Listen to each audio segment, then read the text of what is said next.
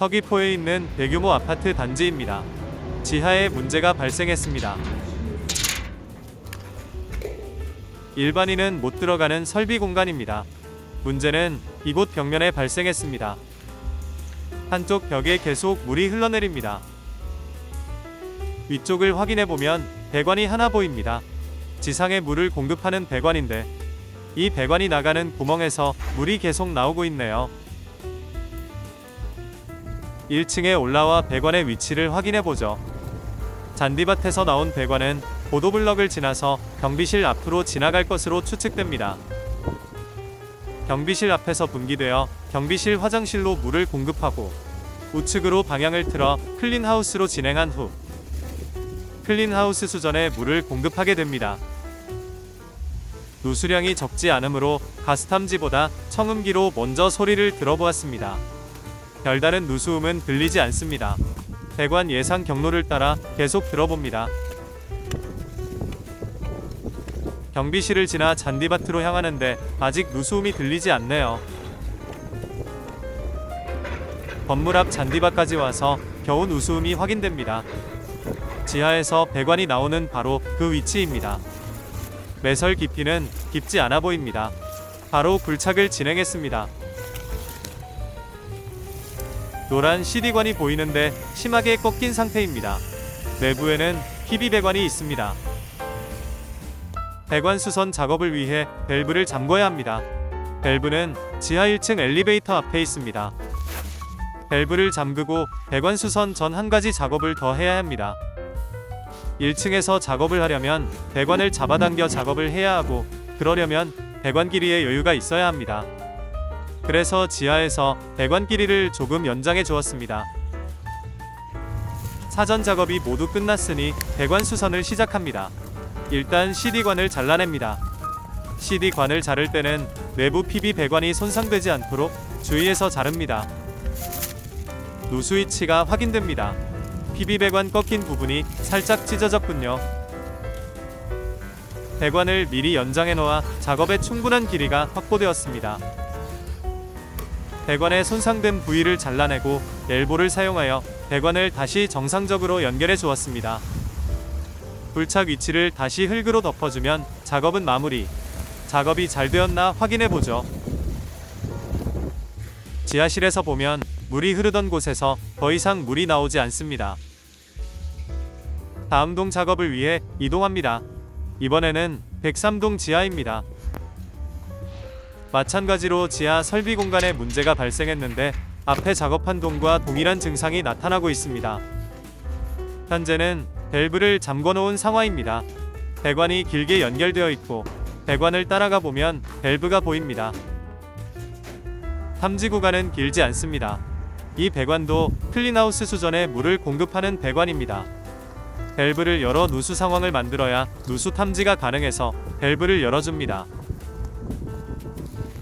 밸브를 연 지 얼마 안 되어 지하실 벽면에 물이 흐르기 시작합니다.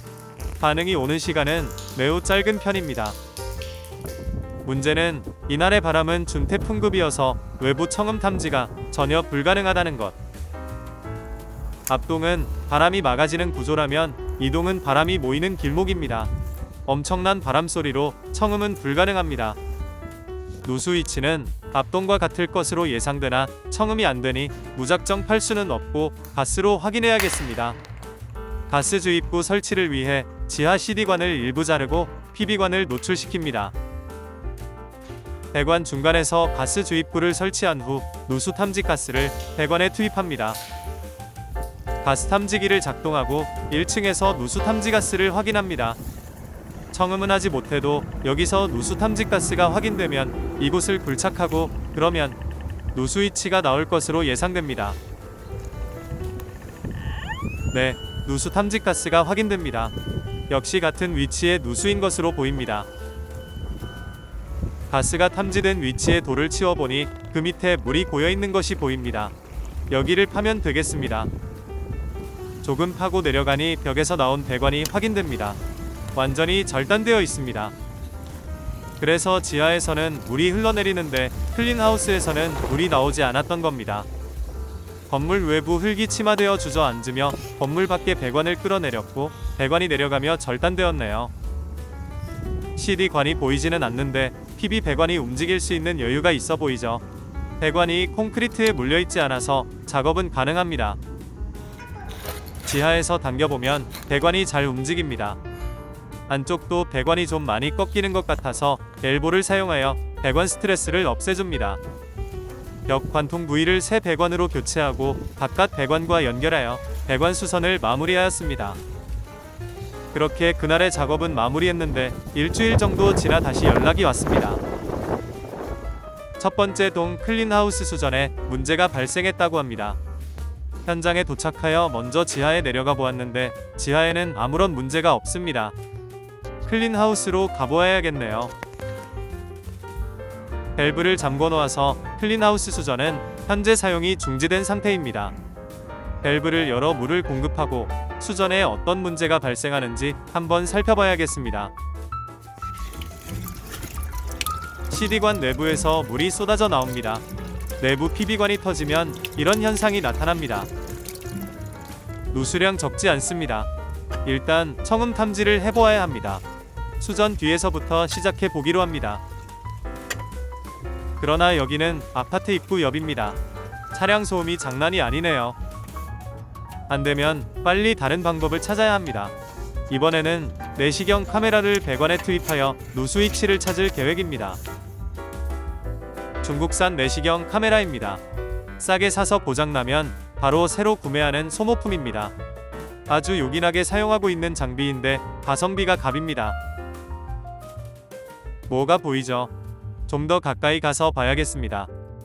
배관이 중간에 잘라졌고 파란색 CD관이 보이죠? 누수 위치가 확인되었습니다. 길이는 약 1.5m 정도입니다. 수전에서 멀지 않은 위치입니다. 내시경을 사용하기로 한 판단이 정확했네요. 배관의 방향만 확인하면 되겠습니다. 관로 탐지기를 같은 길이로 배관에 넣습니다. 관로 탐지기도 중국산인데 이놈도 아주 유용하게 사용 중입니다. 최대 50cm까지는 수신기가 신호를 잡는다고 하는데 50은 뻥이고 40cm까지는 작동하는 것 같습니다. 대충 배관 위치도 나온 것 같네요. 이제 파보도록 하겠습니다. 누수 위치는 클린하우스 수전 뒤입니다. 옷재활용 박스를 치우고 불착을 시작합니다. 한 40cm 정도 삽질을 하니 파란색 CD관이 확인됩니다. 상당히 얕게 묻어 놓았군요. 저는 작업하기 좋은데 너무 얕은 거 아닌가? CD관을 잘라봐야 안에 무슨 일이 일어났는지 확인이 가능하겠습니다. PB 배관이 잘라진 것이 보이죠? 여기도 배관 각도가 아주 부자연스럽습니다. 그래서 역시 엘보를 사용하여 배관의 스트레스를 줄여줍니다. 클린하우스 수도가 아주 잘 나오고 있습니다. 경비실 물도 이제 사용 가능합니다.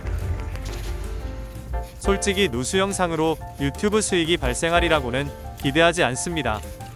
그래도 500명도 못 채우는 것은 좀 그렇죠? 구독이 힘드시면 좋아요라도 부탁드립니다.